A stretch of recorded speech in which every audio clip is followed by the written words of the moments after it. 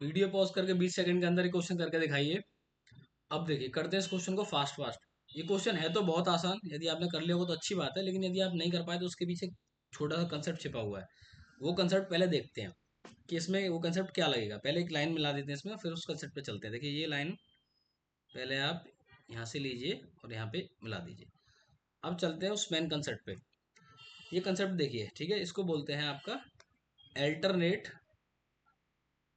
Segment angle.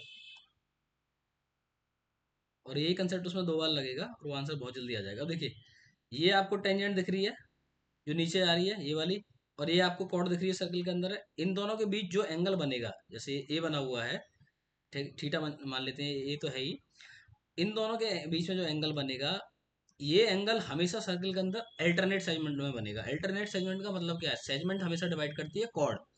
ये cord दिख रही है आपको, ये कॉर्ड मैं इसको और हाईलाइट कर देता हूँ।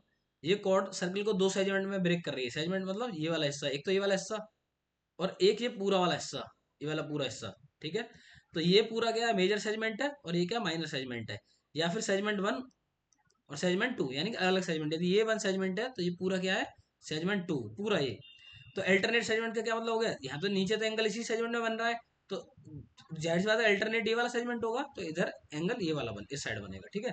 और समझते हैं, यदि ये इस कॉर्ड के बीच में और इस टेंजेंट के बीच में एंगल यदि बी बनता, तो ये सेगमेंट ये वाली कॉर्ड डिवाइड कर रही है, तो ये वाला सेगमेंट क्या है? इधर साइड में एंगल बना हुआ है, तो इस साइड में सेगमेंट है इधर, तो ये वाला एंगल फिर बी होता, क्योंकि अल्टरनेट सेगमेंट ये होता है।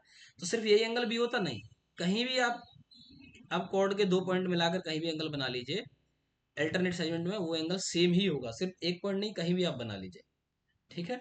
अब इसी कंसेप्ट के बेसिस पे ये क्वेश्चन है। हमने ये लाइन मैच कर दी, ये 17 डिग्री है, देखिए इस टेंजेंट के बीच और इस कॉर्ड के बीच, तो ये भी 17 होगा। अल्टरनेट सेगमेंट ये है, ये 29 है, तो ये भी 29 होगा। किसी भी ट्रायंगल के 2 एंगल मिल जाए, तीसरा बहुत आसानी से निकाल सकते हैं।